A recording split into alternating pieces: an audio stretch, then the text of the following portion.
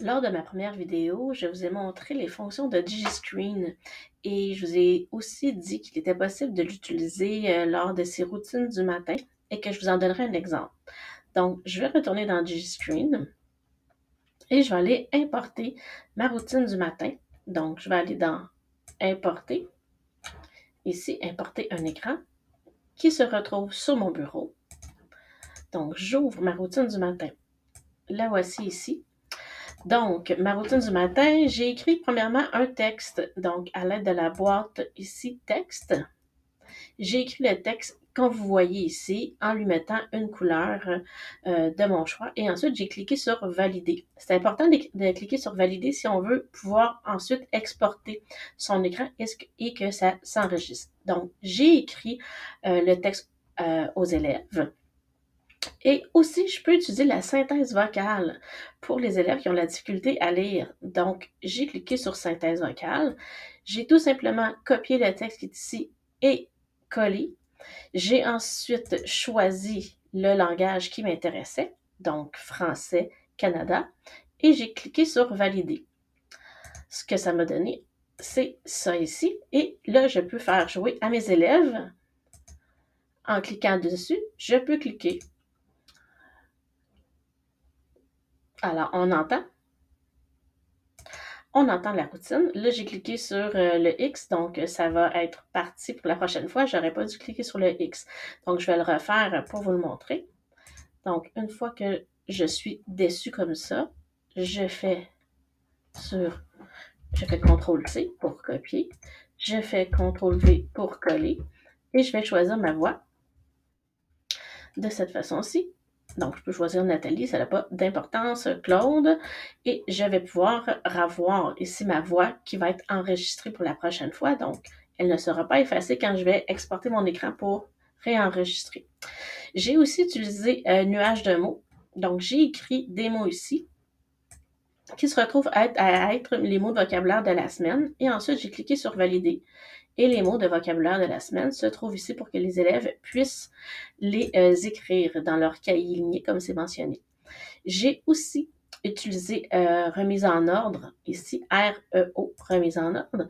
Donc, j'écris en ordre les nombres que j'avais choisis et les élèves doivent les placer en ordre croissant par la suite dans leur cahier. Donc, ça donne ça. Ce que je pourrais faire, c'est demander à un élève que je vais tirer au hasard de venir le faire par la suite pour la correction. Donc, il va pouvoir venir changer de place les nombres pour les remettre en ordre.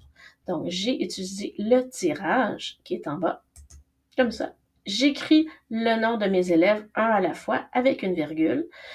Je clique aussi sur oui pour supprimer l'item de la liste après le tirage si je veux faire un tirage où les élèves, le nom des élèves s'enlève une fois que c'est terminé.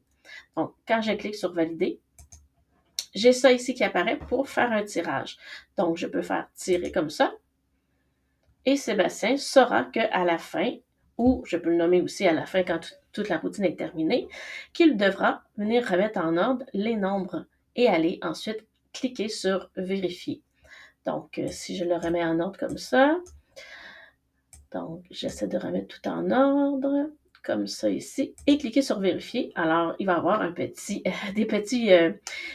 petites confettis pour célébrer la réussite de Sébastien. J'aurais pu aussi mettre ici un compte à rebours. Donc, ici, j'ai cliqué sur compte à rebours.